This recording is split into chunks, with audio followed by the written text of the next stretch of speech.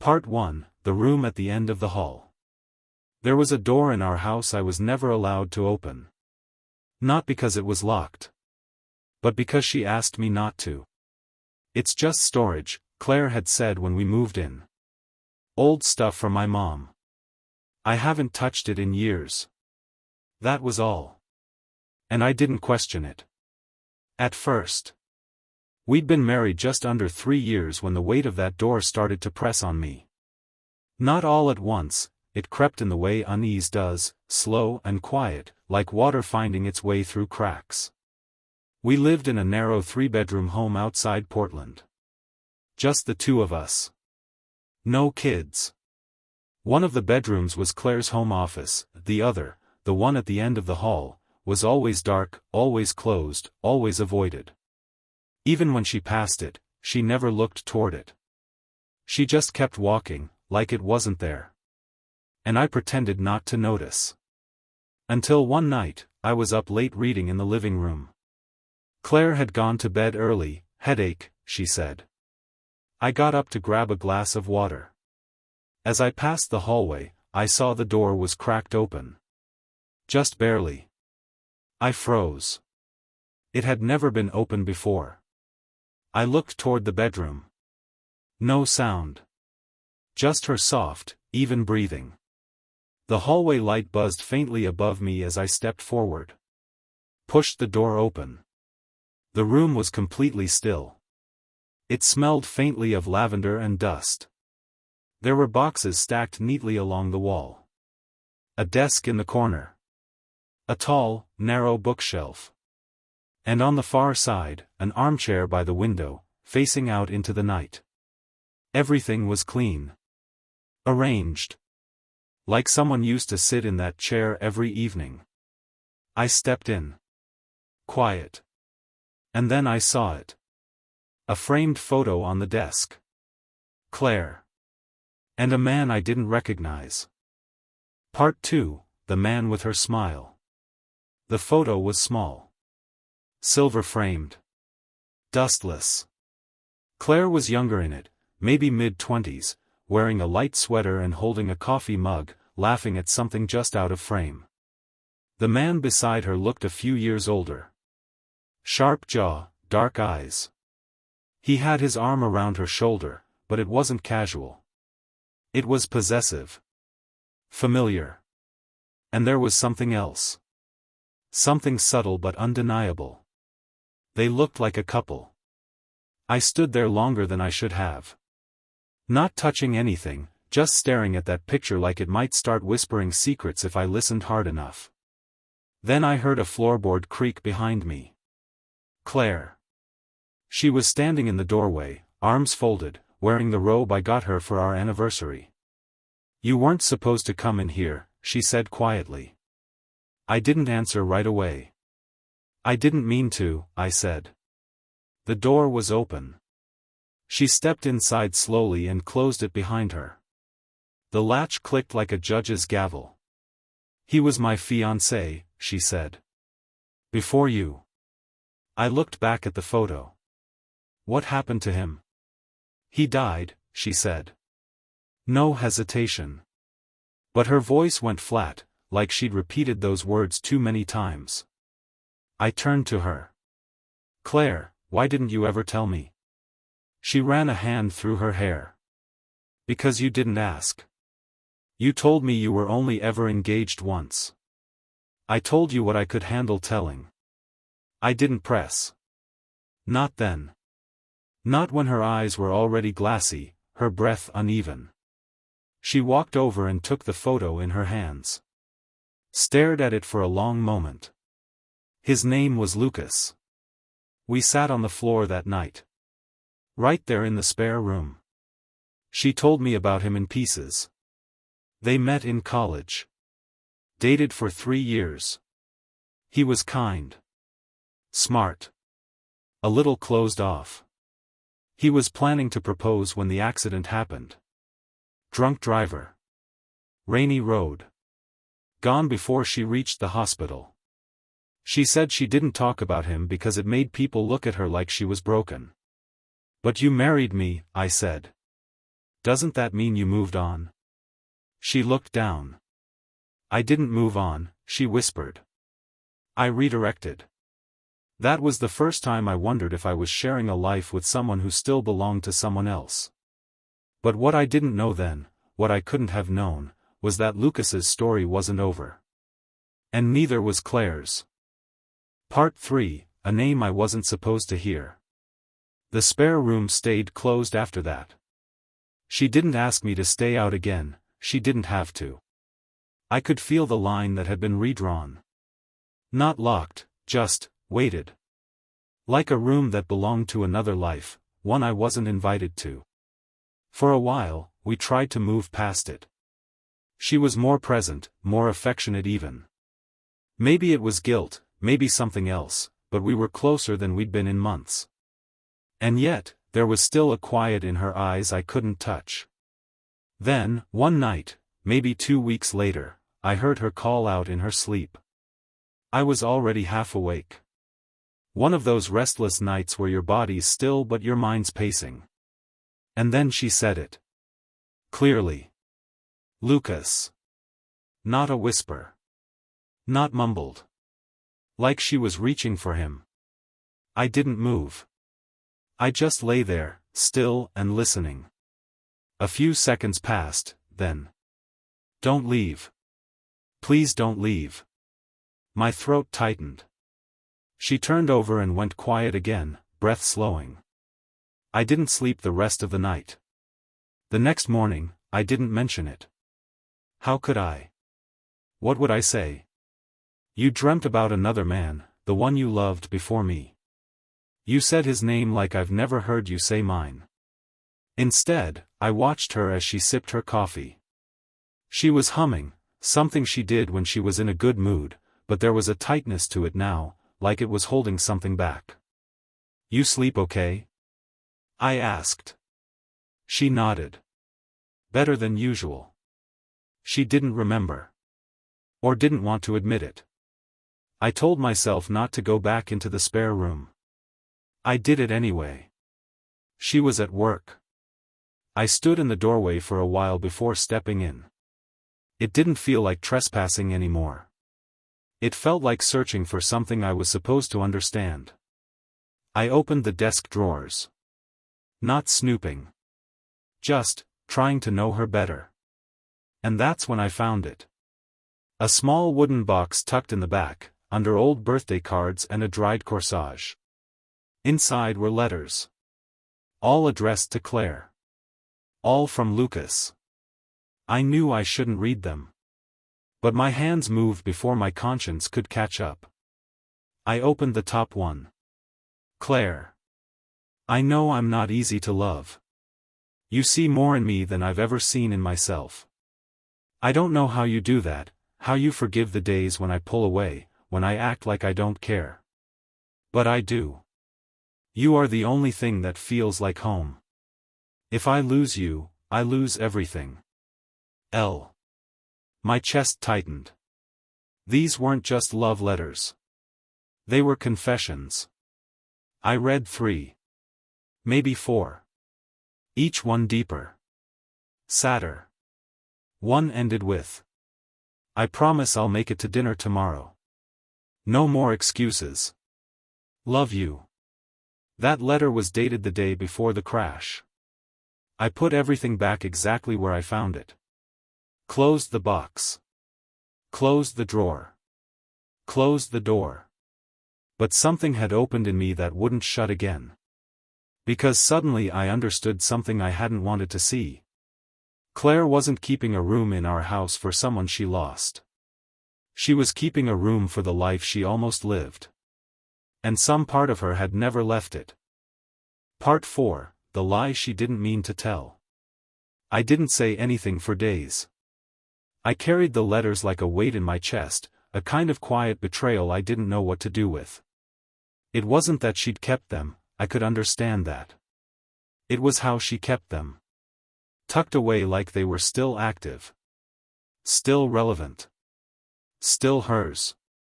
Like she didn't want to forget. Like she wasn't ready to. That Friday night, we went out to dinner. It was a small place we both liked, candles on the tables, soft music playing, people murmuring quietly around us. She was wearing the blue dress I loved. Halfway through dessert, she reached across the table and touched my hand. "You've been quiet," she said. I forced a smile. "Just tired." She tilted her head. "No. It's something else." I swallowed hard, feeling the words rise before I could stop them. "I heard you," I said. She blinked. "Heard me? In your sleep. You said his name. You asked him not to leave." The color drained from her face. I held her gaze. "Have you?"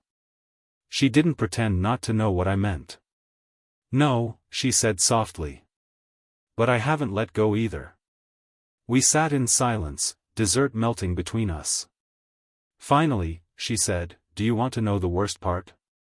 I nodded, even though I wasn't sure I did. I don't know if I would have said yes if he had proposed. The room felt suddenly too small. "You told me he was going to." She nodded. "He was. I found the ring. I knew what was coming. And I was terrified." "Because you didn't love him?" "Because I did," she said. "But not in a way I could live with forever." We walked home slowly after that, not touching, the cold settling between us. Inside, she sat on the edge of the bed and pulled her robe tight. "I need to tell you something," she said, voice flat. I sat down across from her. "That night," she said, "the one he died, I told him I needed space. I told him not to come over. I told him I was rethinking everything." My stomach turned. He was driving to see me anyway. He didn't listen. "And the accident?" She nodded. "He died trying to convince me to stay." That silence after her confession wasn't dramatic. It wasn't cinematic. It was just human. Two people, sitting in the wreckage of what love used to mean, and trying to figure out if anything could still grow there. Later that night, I woke up alone. I found her in the spare room. Sitting in that chair by the window. Holding the same photo. She looked up when I entered, eyes red. "I didn't know how to bring him with me," she said. "So I buried him here." She paused. "And I think I buried part of myself too." I walked over. Sat beside her. Took the photo gently and set it aside. "You don't have to choose," I said. "But you do have to come back." She nodded once. And leaned into me. For the first time, she didn't resist the weight of being held. End of part 4. Would you like to continue with part 5? Part 5, Things You Don't Say Out Loud. In the days that followed, something shifted between us. Not everything was healed, not even close. But the silence changed. It became less about hiding and more about holding space. She didn't go into the spare room anymore. Not once. And one morning, I noticed the photo was gone from the desk. I didn't ask where she put it. I think she knew I noticed. And maybe that was enough. But the thing about secrets is, they echo. You can drag them into the light, look them straight in the eye, and still feel their weight long after you've let them go. That's how it felt with Claire. She said she wanted to move forward. That she loved me now. That she was here, fully, finally. And I believed her.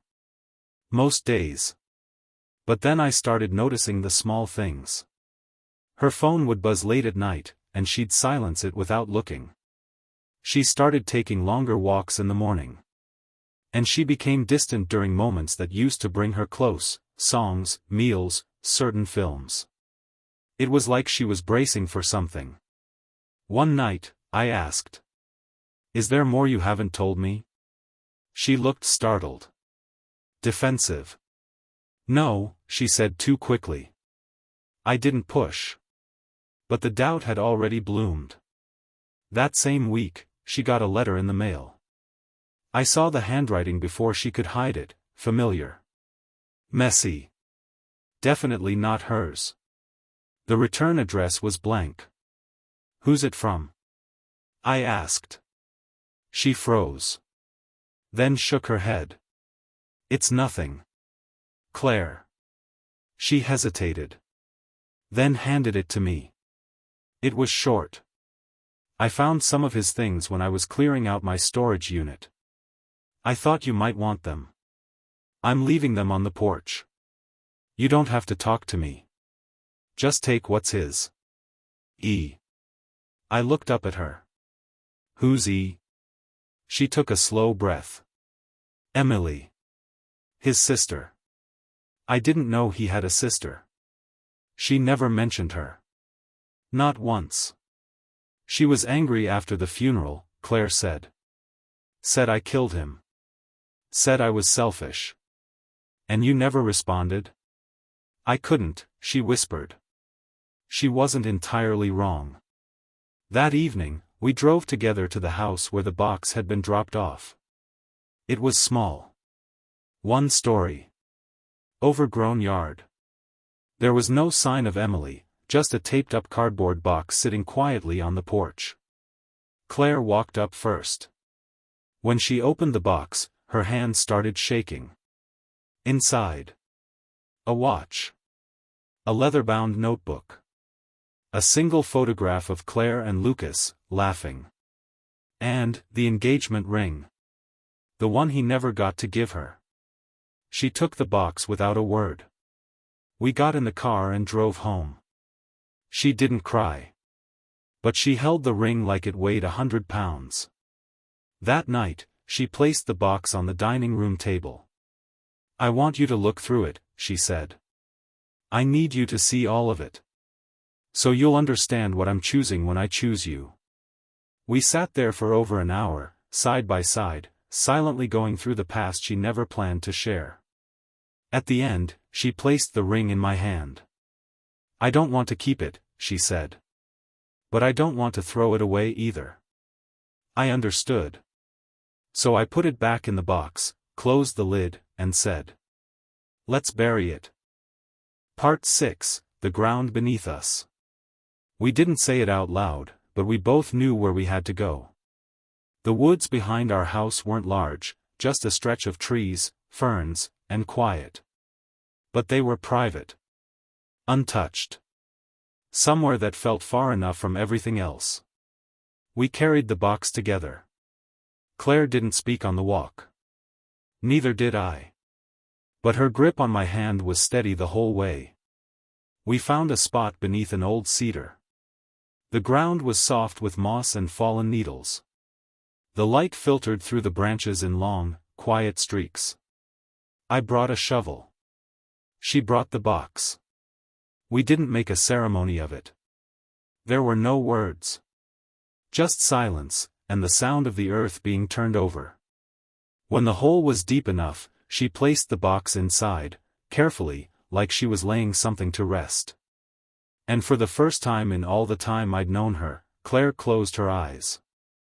Took a breath. And whispered. Goodbye. She didn't cry. She didn't fall apart. But she exhaled like she'd been holding her breath for years. We covered the box. Smoothed the earth. Left no marker, no sign. It wasn't about remembering.